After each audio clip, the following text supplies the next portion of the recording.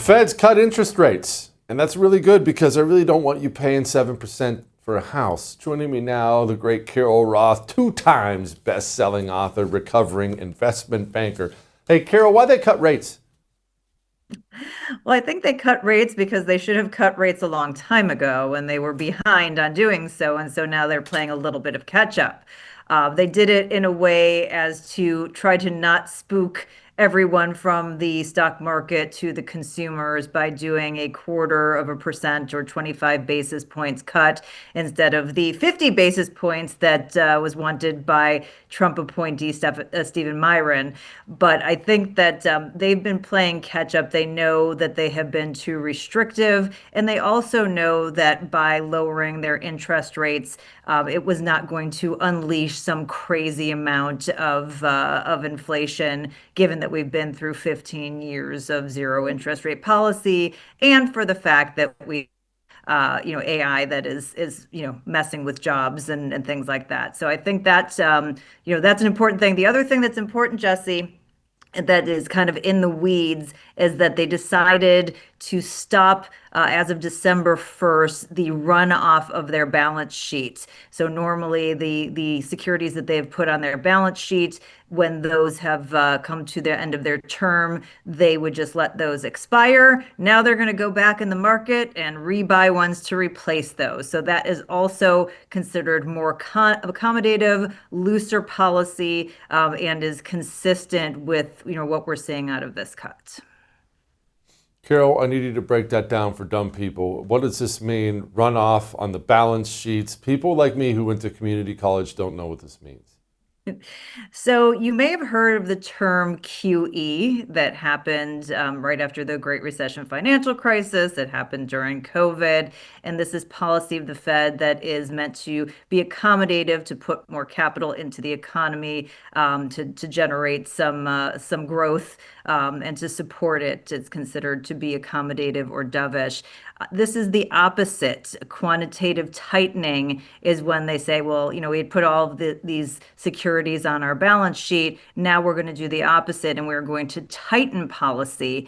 And they have now said, okay, instead of us, tightening policy, we're now going to move back to a looser standpoint. So we're just now seeing a shift in terms of their policy back to things that are more accommodative, which is that signal that they are concerned, about probably the employment side of of the mandate, that they're worried about what the employment situation may be like, and they don't want to be in a situation where the economy is sputtering and it's their fault. Carol, talk to me about the affordability of homes. It's not that I think everyone should own a home. That's not some people's lifestyle, but it would be nice if homes were as affordable as they were back in the day. Why aren't they? How do we get back to there? Yeah, this is horrendous, Jesse, because, a home is the physical manifestation of the American dream. When we think about it, it's, the house with the white picket fence. And there's a reason for it, and that is the home across demographics is the largest asset on people's balance sheets. And the reason that's the case is that it's really hard to trade in and out of a house like it is a stock or other investments if things are going in, one direction or the other. So it creates that discipline. You're almost forced to build equity in a home, and that's really helped families throughout the country. However, over time, we have seen both government and Fed policy that has shifted things.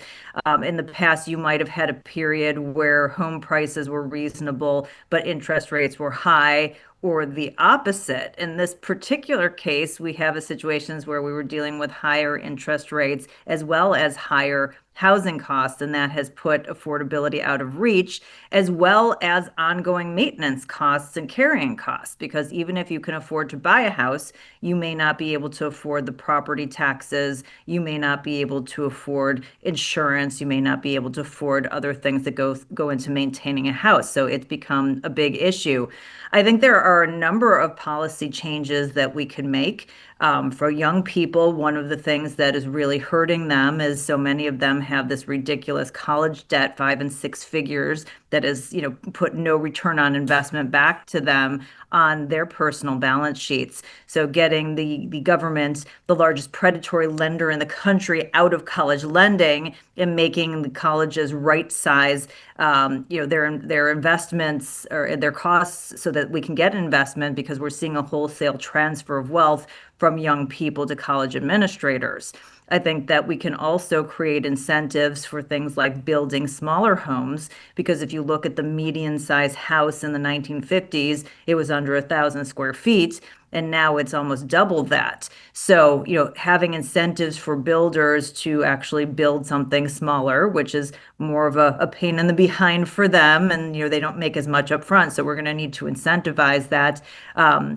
Could be a good thing. And then, of course, we want to find a way to have people stop selling their homes to corporate buyers and selling them to individuals, particularly corporate buyers that are going to take those homes out of inventory and rent you back the American dream. So there are a lot of different policies and things that we can do to change this. I think that this is changing in some parts of the country. You're seeing some shifts.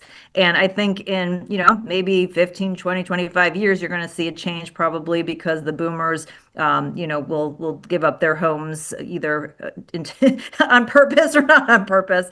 But for the time being, that doesn't help people who want to get into homes now. And that is something that we should be focused on, because we can't have the haves and the have-nots and, not have the American dream available to young people and older people in this country. Carol, you have a great article out in the Blaze called "Why Does the Administrative State Hate People Who Work for a Living?" So why do they?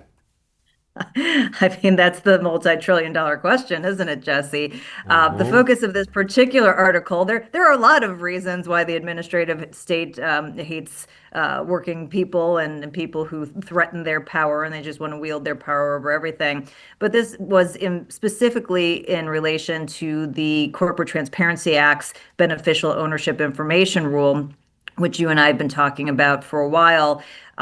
Really great. The Trump administration, they are, focused on small business owners, people who are creating the jobs in this economy, the backbone of the economy. And they came out with an interim rule that said, this crazy financial crimes database that small businesses had to report to. If you were a US based business or a US based individual, you no longer had to report. The problem is that was only an interim rule. So it means that any other administration could come in and change that if it wasn't codified by Congress. But Congress is not going to go ahead and codify it unless they get a final ruling. And the administrative state, at Treasury, at FinCEN, they have asked for comments, and that comment period, I think, was done at the end of May. So there's no good reason for them to not come out with that final rule to allow Congress to actually formalize this and make it permanent. The other thing is that millions of small business owners already put their information into this database and are very concerned about what that's going to be used for, concerned about hacking, whether internally or externally. So they want their information purged. And again, by the administrative state blocking the finalization of this rule, that is, again, impacting small businesses. So if we want this country to survive, we need the backbone of the country to be healthy. And this is a very easy thing they can do. Carol, thank you, ma'am. I would thank you for coming to my YouTube channel, but I know how brilliant it is, and I know you love it here. So subscribe and watch. We're going to start really ramping things up and putting some funny stuff, some interesting stuff out there, some collaborations. Either way, my YouTube channel is officially the place to be. So stick around.